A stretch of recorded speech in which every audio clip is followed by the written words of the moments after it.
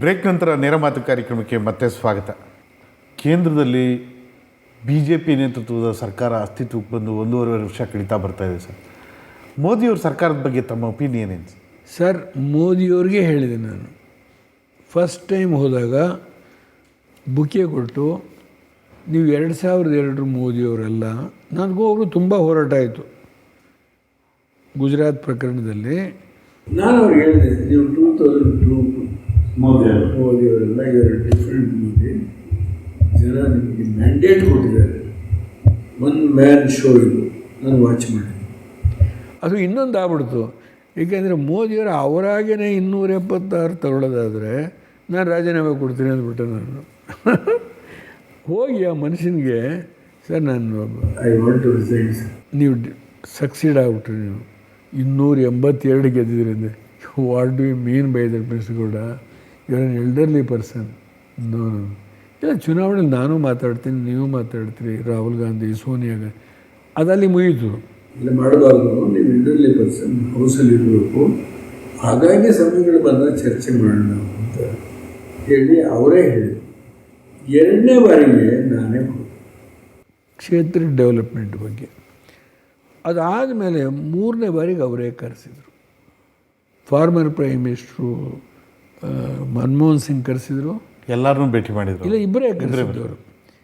ನಿಮ್ಮ ಅನುಭವ ಹಂಚ್ಕೋಬೇಕು ನಾನು ಅಂತ. ಬೇಜಾರು ಮಾಡ್ಕೋಬಾರ್ದು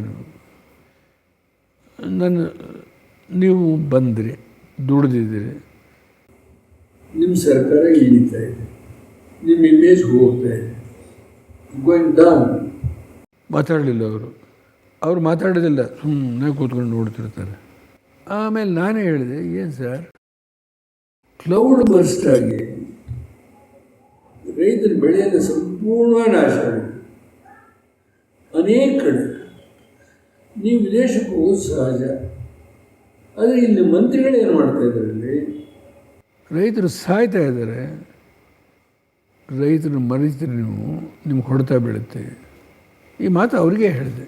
ಇದಕ್ಕೆ ಲೆಟ್ ಮಿ ಬಿ ಆನೆಸ್ಟ್, RSSು ಕಾರಣ ಇರ್ಬೋದು, ಕೆಲವರು ಪಾರ್ಲಿಮೆಂಟ್ ಮೆಂಬರ್ಸು ನಡ್ಕೊಳ್ಳೋ ರೀತಿಯೂ ಕಾರಣ ಇರ್ಬೋದು. ಯಾಕೆ ಸರ್ ಇದೆಲ್ಲ ಎತ್ತಬೇಕಾಯಿತು? ಈ ಗೋಹತ್ಯದು ಮತ್ತು ರಿಸರ್ವೇಷನ್ ಇದೆಲ್ಲ ಯಾಕೆ? ಸೊ ಅದರಿಂದ ನಮ್ಮ ಸ್ನೇಹಿತ, ನನ್ನ ದೃಷ್ಟಿಕೋನದಲ್ಲಿ Nitish Kumar has got the upper hand ಅನ್ನಿಸ್ತೆ. ಅಲ್ಲಿ ಹೊಡೆತ ತಿಂದರೆ ನಿಮ್ಗೇನಿದೆ? ಇಲ್ಲಿ ಏನು ಮಾಡ್ತೀರಿ ನೀವು? ಮೀಡಿಯಾ ವರ್ಷನ್ಸ್ ಈಗ BJP ಹೋಗುತ್ತೆ. ವೈ? ಇನ್ನೂ 14 ಮೀಟಿಂಗನ್ನು ಹೆಚ್ಚು ಮಾಡ್ತಾರೆ ಅಂತ ಪೇಪರ್ ಓದ್ತೀನಿ, ಪಬ್ಲಿಕ್ ಮೀಟಿಂಗ್ಸನ್ನು. Say he is struggling. Why? It is come down. Sir, ಒಂದು ಕಾಲದಲ್ಲಿ ನಿಮಗೆ ನಿಮ್ಮ ಬ್ಲೂ ಐಡ್ ಬಾಯ್ ಸಿದ್ದರಾಮಯ್ಯ ಇವತ್ತು ಈ ರಾಜ್ಯದ ಮುಖ್ಯಮಂತ್ರಿ ಆಗಿದ್ದಾರೆ. ಅವ್ರ ಸರ್ಕಾರದ ಬಗ್ಗೆ ತಮಗೇನು ಅನಿಸ್ತು? ಸರ್, ಅವ್ರ ಸರ್ಕಾರದ ಬಗ್ಗೆ ಸಂಕಟದಲ್ಲಿದ್ದಾರೆ ಮನುಷ್ಯ, ಬೇಜಾರು ಮಾಡ್ತಿದ್ದಾರೆ. ಈ ಹೈಕಮಾಂಡ್ ಎಲ್ಲಿವರೆಗೆ ಆ ಒಂದು ಸಂಪ್ರದಾಯ ಇರುತ್ತೆ, ಅಲ್ಲಿವರೆಗೂ ಮುಖ್ಯಮಂತ್ರಿಗೆ ಎಲ್ಲ ಥರದ ಜನ ನೂಕೊಂಡು ಹೋಗ್ಬೇಕು. He can't. ನಾನು ಯಾರ ಹೆಸರು ಹೇಳೋದಿಲ್ಲ. ಈಗ ಈ ಲೂಟಿ ಇದೆಯಲ್ಲ, ಯಾರ್ಯಾರು ಎಷ್ಟೆಷ್ಟು ಜಮೀನು ಲೂಟಿ ಮಾಡಿದ್ದಾರೆ. ಕುಮಾರಸ್ವಾಮಿ ಎದ್ದು ಹೌಸಲ್ಲಿ ಕೆಲವು ವಿಷಯ ಹೇಳೋಕ್ಕೆ ಹೋದಾಗ, ನಮ್ಮ ಹತ್ರ ಅಧಿಕಾರ ಇದೆ, ನಮಗೂ ತೋರಿಸ್ತೀವಿ ಅಂತ ಒಬ್ಬರು ಎದ್ದು ಹೇಳಿದರು.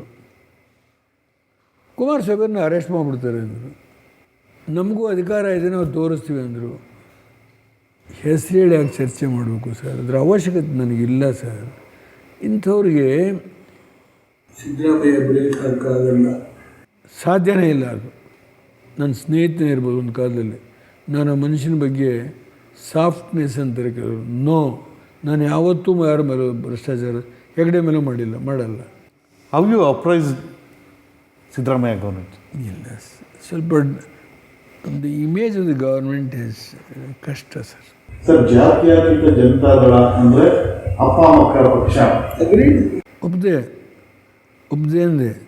ಸ್ವಲ್ಪ ಹೊತ್ತು ಹಿಂದೆ ಹೇಳಿದೆ, ಕೃಷ್ಣಪ್ಪನ ಮಗಳು ಮಾಡಬೇಕು ಅಂತೇಳಿ 5 ತಿಂಗಳು ಮುಂದಾಗ್ತೀನಿ ಅಂತ ಹೇಳಿದೆ ನಾನು.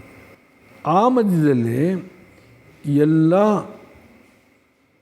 ಕಡೆಯಿಂದ ಬಂದು, ಸರ್ ಅದು ನೀವು ಮಾಡೋಕ್ಕೆ ಹೋಗಬೇಡಿ ಸರ್, ಹೆಲ್ಪ್ ಆಗೋದಿಲ್ಲ ಸರ್, ಕುಮಾರಸ್ವಾಮಿಗೊಂದು ವರ್ಚಸ್ಸಿದೆ ಸರ್, ದಯಮಾಡಿ ನೀವಿನ್ನು ವಿಳಂಬ ಮಾಡಬೇಡಿ ಸರ್. ಸರ್ ತಮ್ಮ ಮುಂದೆ ಹಂಗೆ ಕೇಳ್ತಾರೆ ಶಾಸಕರು, ಹಿಂದೆ ಬೇರೆ ಮಾತಾಡ್ತಾರೆ ಸರ್. ಯಾರು ಹಿಂದೆ ಮಾತಾಡ್ತಾರೆ, ಆ ಪಾರ್ಟಿ ಮೇಲೆ ವ್ಯಾಮೋಹ ಇದ್ದರೆ ಈ ಮಾತಾಡ್ತಾರೆ ಸರ್.